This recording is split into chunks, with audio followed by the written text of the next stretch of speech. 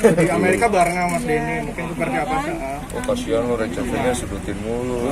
Makanya Bang bela dong. Iya dong, Mas. Saya jadi kuasa hukumnya dia. Waduh. Ya kan kemarin Iya. ini kan dia udah minta maaf ya. Cuman ya tetap kan namanya proses minta maaf ini tidak langsung, pasti Iya. banyak orang pasti masih mempertanyakan itu pasti ya. Kalau gue sebagai orang yang kenal tidak merasa dekat juga ya, karena gue takut salah bicara. Gue tidak pantas sih sebenarnya untuk jadi juru bicaranya Rachel. Gue hanya bisa kasih support lah. Namanya teman lagi dalam kondisi susah. Kemudian pasti juga secara mental dia juga lagi down ya. Saya pikir ini proses pendewasaan dan menuju kebintangan seseorang.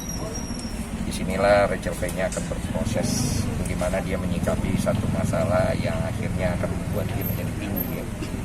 Pelan-pelan aja. Tapi ketika kemarin memang di sana pulangnya bareng nggak sih Mas? Atau seperti apa? Oh, kalau pas di sana ya, pas di sana itu kita pulangnya tidak bareng. Karena aku masih lanjut extend ke Las Vegas. Nah, si Rachelnya itu masih di LA dan kayaknya dia menginformasikan pulangnya duluan karena mau kangen anaknya katanya. Gitu. Mau ulang tahunan juga sama keluarganya. Tapi aku nggak tahu nih tanggal pulangnya, nggak tahu.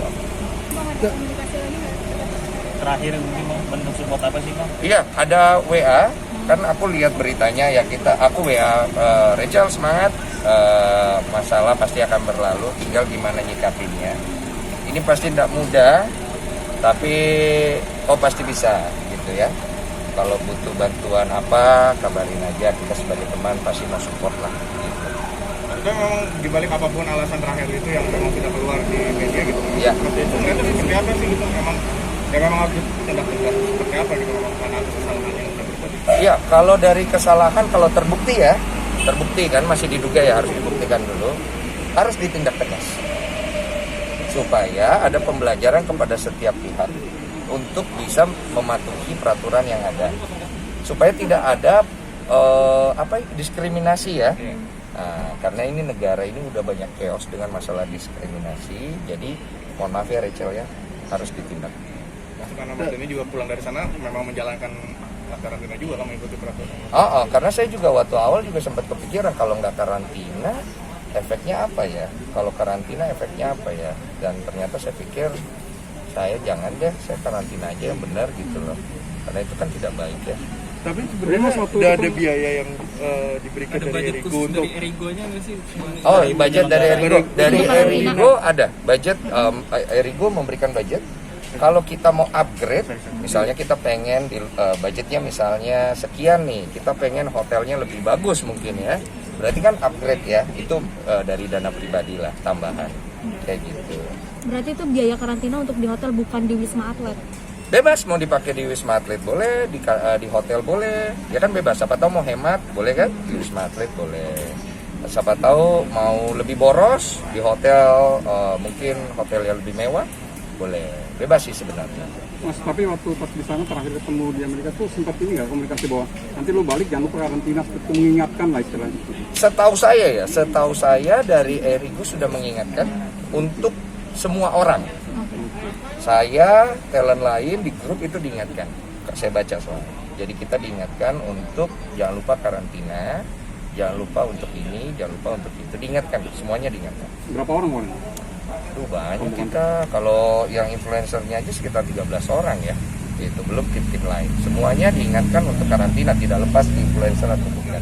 Tapi kok secara prosedural ketika mungkin seseorang keluar baru masuk dari luar negeri ke Indonesia gitu, itu langsung ditawarin di bandara atau seperti apa sih kok untuk karantinanya? Ada pihak-pihak yang menawarkan dari pihak hotel atau kita sendiri yang cari tahu kita mau karantina di mana ya? Itu seperti apa kok? Ya kita harus cari tahu. Jadi sebelum kita masuk ke Jakarta, itu kita udah ada kontak misalnya, atau kita udah urus kita mau karantina di mana gitu. Misalnya kita saya putuskan mau karantina di Wisma Atlet, kita harus kontak ke Wisma Atlet gitu. Kita mau karantina di hotel ya, kita kontak ke hotelnya supaya nanti ketika kita tiba, hotel udah prepare untuk kamar yang buat kita di karantina. Nah mereka tuh ada jalurnya tuh, begitu sampai kita lewatin swab, kita lewatin prosedur imigrasi, mereka langsung jemput, bawa ke mobil, langsung ke depan pintu masuk, Itu bukan lobi loh bro, waktu itu gue, dia pintu masuk langsung ke arah kamar Khusus itu. ya? Oh, gue beda kayak jalur ini tersangka suap. Iya, ini seketat ini pak. Iya pak, mohon maaf. Soalnya kalau misalnya kita ada pelanggaran, kita kena teguran dari pemerintah, kita bisa dicabut izinnya. Saya kan sedih ya kalau dicabut izinnya ya kan. Jadi saya pikir, wah ya udahlah. Sebenarnya sih kurang nyaman sih memang.